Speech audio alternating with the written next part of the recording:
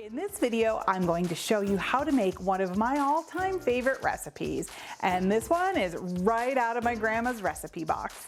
I'm Christina from It Is a Keeper. I share tried and true recipes that anyone can make. Welcome to my kitchen. Today, we're making Grandma Annie's pizzelles. These thin and crispy Italian cookies always remind me of when I was a kid, making them with my grandma and my Aunt Tina. I can't wait to share this family treasure with you guys today.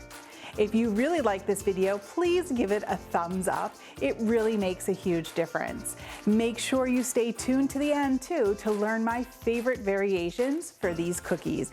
And be sure to grab the full printable recipe in the video description below. So the first thing we need to do to start making our pizzelles is to get our dry ingredients going. So here I have some flour, and I'm just going to stir in a little bit of baking powder. Just use a fork. I do it right in this bowl. No need to be fancy here. I always laugh because getting this recipe nailed down for my grandma's recipe was tricky because her idea of a cup was a coffee cup, not a measuring cup. So it took a while to get the measurements just right to have an actual recipe because she always cooked by feel and by sight and none of this measurement nonsense that we do now. So it took a little bit. Now that we have our dry ingredients together, we're going to get started on our wet ingredients. So we're going to add 3 eggs to the bowl.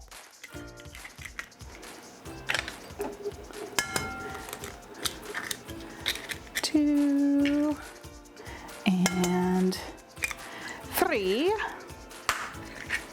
And then to this, we're going to add some granulated sugar. And then a little bit of melted butter.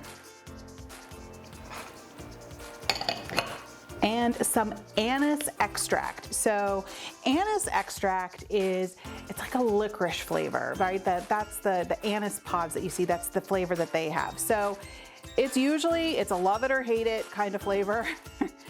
So my advice is if you don't like it, switch it out with like an almond extract. That would be doable just as well. So you're gonna put a tablespoon of that extract in there. And now we're going to, I just got a hit of that anise, I love it. So now we're gonna mix this up with a beater to get it nice and creamy.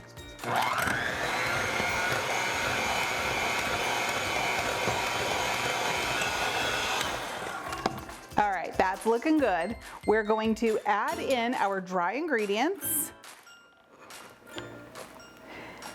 and mix again.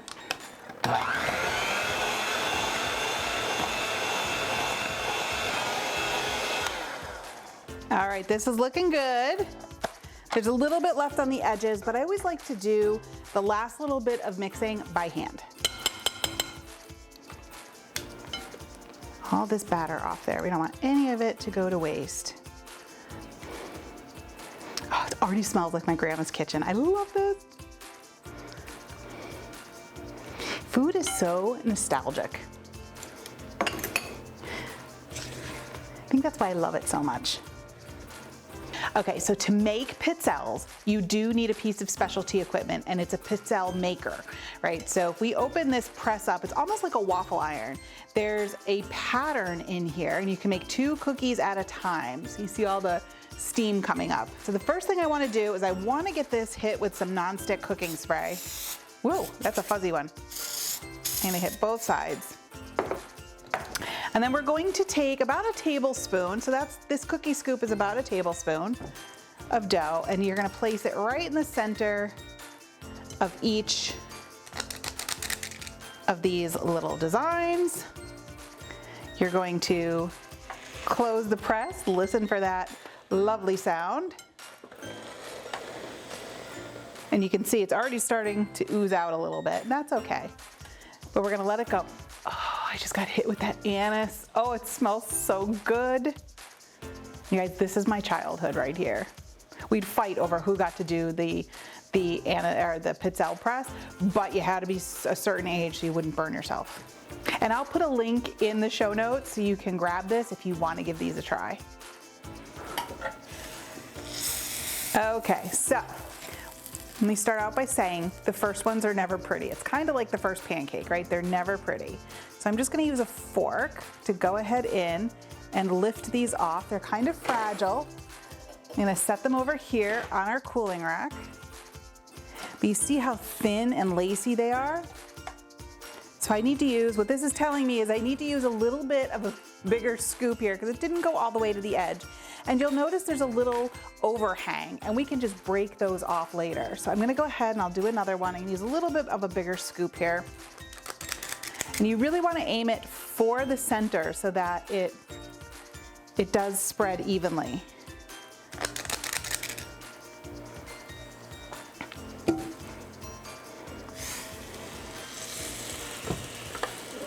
All right, now when we make these at Christmas time, we all bring our Pizzelle presses to one house and we line them up. We've blown fuses and everything doing this, but we just kind of make this like a big production line where we're making lots and lots of these cookies. It's amazing, I love it.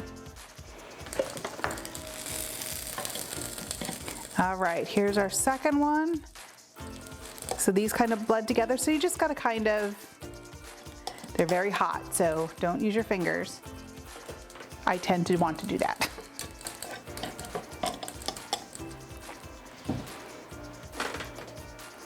All right, we'll get another one going.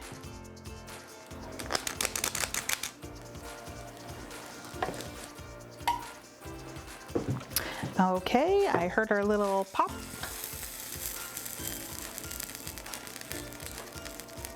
So I'm just using a towel to push down on the top and make sure that they spread all the way. So let me just show you how I clean these up. I just go through and pinch off the overhang. And I do it while they're crispy. You don't want to do it right when they come out. You want to give them a minute to crisp up. They just break off much easier when you do it that way. So I just kind of go through and pinch it. If you want to use a sharp knife, you can easily do that. I heard this click. Oh, these look good. These cookies are like a sweet little hug from the past. Just the smell of them makes me think of my grandma and aunt. I love how food can really bring back memories like that. Now, I like to serve these with a little bit of powdered sugar. So I'm just gonna give these a dust. And the good thing about powdered sugar is it hides a multitude of sins. That looks good. And don't throw away all of those edges. We were over here brainstorming like a million different ways you can use these, like crumble them up and sprinkle them on ice cream or use them with some cannoli dip. Just eat them as is. There's so many things you can do, but don't throw those little crispy edges away. Now, before we give this a try, I want to share some variations with you. First, you can change the color of pizzelles just by adding some food coloring to the batter. So for the holidays, you might want to make red and green ones, or for a birthday party, you could do whatever color you want. Next, anise extract can be an acquired taste. So if you want to change it up, almond extract is great to try. And last, if you don't have a pizzelle press, no problem. Just use a cookie press and form them into those types of shapes and bake them in the oven. The dough will work just fine for that way. All right, I can't wait another minute. I am going in to give these cookies a try. Now wait till you see how crispy and thin they are. They really require a cup of coffee. Can you hear that crunch? Oh, I feel like my grandma and my Aunt Tina are right here. These pizzelles are absolutely 100% a keeper. You can thank Grandma Annie for this recipe.